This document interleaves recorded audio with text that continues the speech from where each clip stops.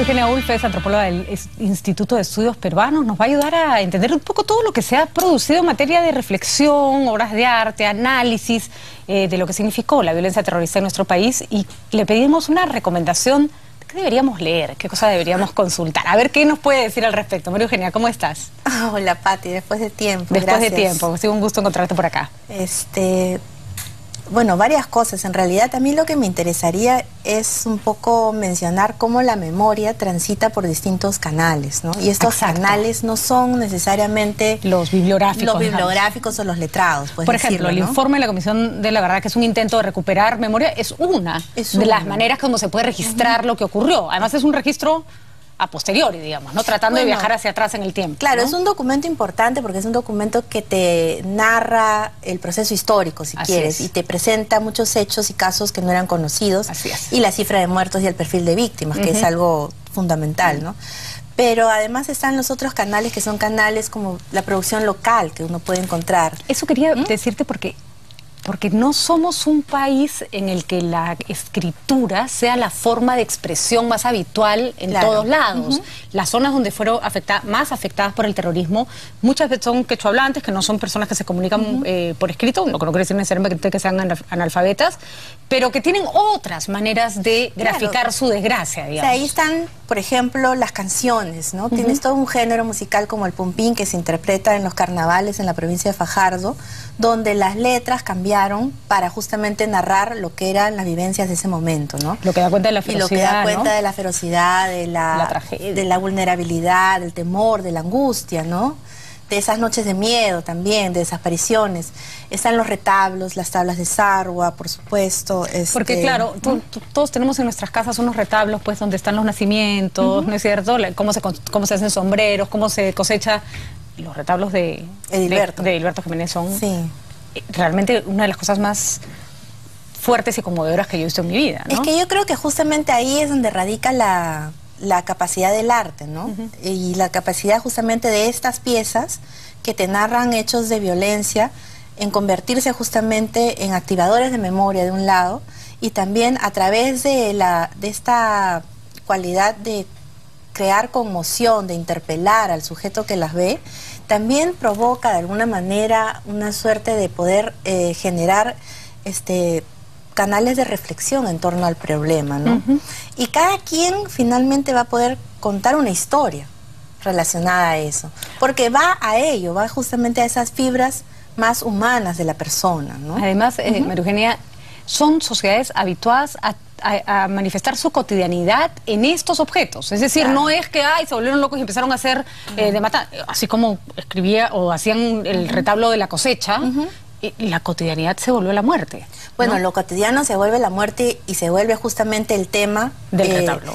Sí, y además eran experiencias personales y experiencias que ellos las sentían propias también, ¿no? Porque las podían relacionar con sus propias vivencias. Así es. Y eso comienza a darse desde los inicios de los 80. O sea, tempranísimo. ¿No? Tempranísimo. O sea, que son los registros más antiguos más antiguos que tenemos. Incluso hubo un concurso de pintura campesina en la cual trabajó Nelly Plaza, ¿ya? Nelly fue una de las grandes gestoras de este concurso, que es de inicios de los 80. Y tú tienes ahí primeros dibujos de niños en colegios que te están contando lo que ellos están viviendo, ¿no? Entonces, los dibujos de los niños siempre son reveladores, además. Son impresionantes por eso, ¿no? Por la crudeza, si quieres, del relato visual, ¿no? Y otro, por ejemplo, teníamos... Eso se manifestó en los retablos. Tablas de Sarwa es otro mecanismo en el cual, y los mates también, ¿no es cierto? Son los mecanismos como distintas sociedades y distintos pueblos cuentan lo que pasa a su alrededor, ¿no? Bueno, es que son como distintos, si quieres, plataformas a través de los cuales ellos mismos están recreando su propia historia, ¿no? Ahora, eso es lo central, ¿no? Eso es lo central, y creo que es un plano de representación que no hemos valorado lo suficiente, ¿no? Es que acá seguimos siendo una cultura, si quieres, o una sociedad donde los letrados siguen teniendo una jerarquía más alta, ¿no? Ahorita que lo dices, así de claro. Ahora, lo paradójico es que si los letrados, si bien tiene o está ubicado en un pináculo, sin embargo, no somos una sociedad que lee mucho. Y ahí está el caso del informe. Es justamente así es. Demuestra que... La paradoja. La paradoja, ¿no? Que o no es leído, o es leído muy poco, o es mal leído. Así es. Entonces, es curioso porque la arqueología se basa sobre la interpretación de cosas parecidas a las que han creado estas personas. Y sin embargo, cuando se trata de producciones del presente, no les damos un valor, no las usamos de fuente, ¿no? Ahora... Y son distintos planos, ¿no? Porque, por ejemplo, está otro nivel, que ya es leer autores como Carlos Iván de Gregorio o mismo Carlos Tapia, que han pensado durante muchos años el tema de Sendero y la violencia terrorista en el Perú, ¿no es cierto? Bueno, ahí tú dices de la producción escrita académica, ¿no? Sí, hay muchos autores. Además, ahora, por ejemplo, en el Instituto de Estudios Peruanos, hace ya casi 2 años, conformamos el grupo de estudios de memoria, ¿no? Entonces, hay mucha investigación de jóvenes estudiantes, en realidad, de universidades de provincia, universidades privadas como la Católica, donde ellos están comenzando a tratar el tema de violencia de una forma muy crítica también, muy aséptica, lo cual a mí me parece importante decirlo. Se nos permite la distancia de los años, ¿no? Bueno, la distancia de los años, y también están tocando temas que para mí son relevantes, ¿no? O sea, trabajan desde, por ejemplo, presos desvinculados, ¿no? O trabajan también con creación artística. O sea, creación artística que va, digamos, que te muestra también esa heterogeneidad que estamos hablando, ¿no? Tú puedes encontrar creación artística en lo que es arte popular, pero también en la plástica moderna, así ¿no? es, así es. Y también en la literatura, en el cine. En la literatura, yo recuerdo, por ejemplo, Alonso Cueto, ¿no es cierto? Claro. La Hora Azul. Quieres La Hora Azul de Alonso Cueto. Abril Rojo de Roncayolo. O, digamos, la novela de Taís de Oreja de Perro. Pero también tienes los otros relatos. O sea, tienes cuentos, ¿no? Así es. Tienes el cuento de Julio Ortega sobre Ayacucho, que es justamente la pieza central para la obra de Yuyashkani, ¿no? Que es este cadáver que va recogiendo sus piezas hasta llegar a Palacio de Gobierno. Las obras de Yuyashkani. Claro, ¿no? las obras de Yuyashkani en sí, o sea, la performance, ¿no? Solo del hombre que va recogiendo sus piezas es una de las cosas más fuertes y más geniales que he visto sobre lo que significa un desaparecido, la muerte de alguien, ¿no? Yo también a eso le sumaría películas importantes. La Boca del Lobo fue muy polémica en su época, pero fue una película valiente, creo, ¿no? Fue una película valiente, y además tú tienes que, a partir de esta serie de películas, ahora hay todo un desarrollo de cine regional. O sea, toda la obra de Palito Ortega, que comienza a fines de los 90, inicios del 2000, y que justamente recrea el periodo de violencia desde Ayacucho, ¿no?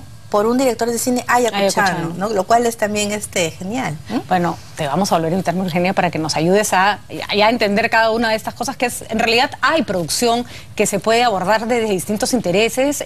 Sigue Yuyanapac puesta en el Museo de la Nación, que si ustedes creen que se la perdieron, la pueden ir a ver, vayan, lleven a sus hijos, y por supuesto no dejen de pensar de distintas maneras cómo podemos hacer para recuperar la memoria y seguir adelante, que son 2 cosas que necesitamos. Muchísimas gracias por estar con nosotros. Gracias, Pati.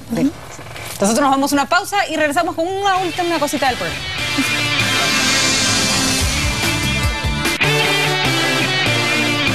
Más que noticias, llega gracias a...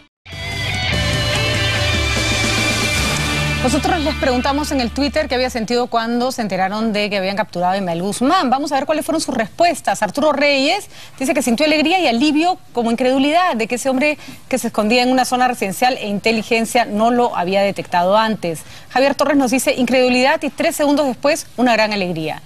Gala Kalashnikova nos dice sentí miedo a las represalias. Dafkas nos dice tenía 13 años y ese día hubo clásico, hubo alianza, ganó obviamente la U, fue un día doblemente feliz. Está bien, los recuerdos a veces están asociados a las cosas más extrañas. Esas fueron sus respuestas. Creo que todos sentimos un poco de alivio, un poco de alegría también un poco de desconcierto. Los dejamos con las imágenes de Yuyanapac, la muestra de la Comisión de la Verdad y la Reconciliación, que en imágenes da cuenta del sufrimiento de los peruanos durante más de 20 años de violencia terrorista. ¿Por qué?